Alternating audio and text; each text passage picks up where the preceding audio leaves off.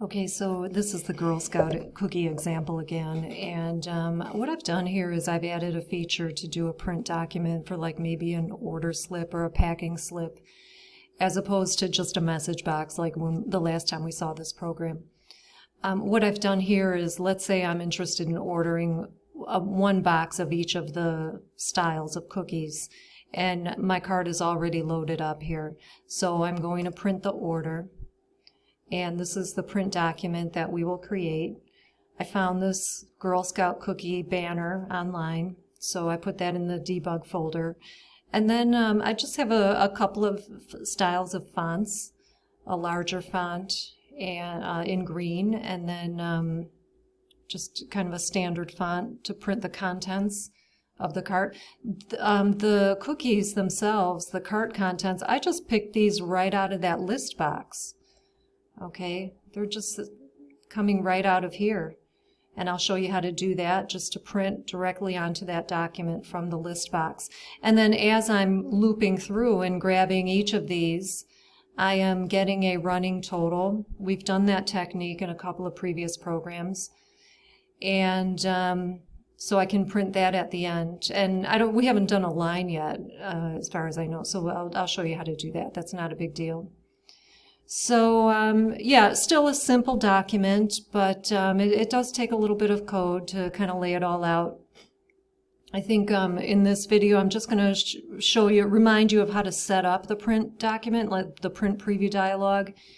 And then in the next video I'll kind of dig into the print document and creating everything here.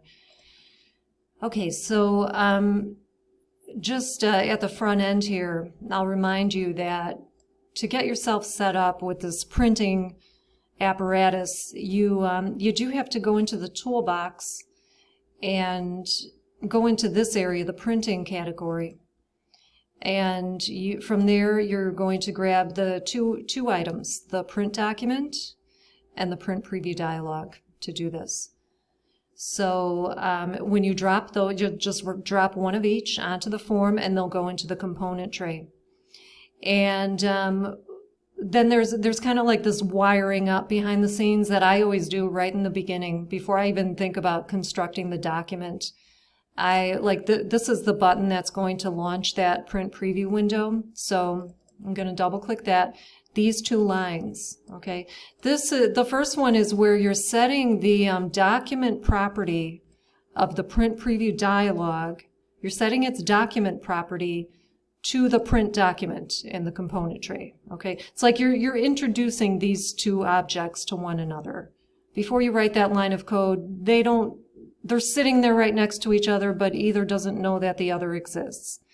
So in this line of code, you're introducing them, and now they know they belong to each other, basically. Okay. From there, you're home free. You can do print preview dialog 1.show dialog. I don't know if I've said this in another video, but you have the show dialog, which launches a print preview dialog is like a dialog in that you've got to deal with it. You can't just minimize it and make it go away.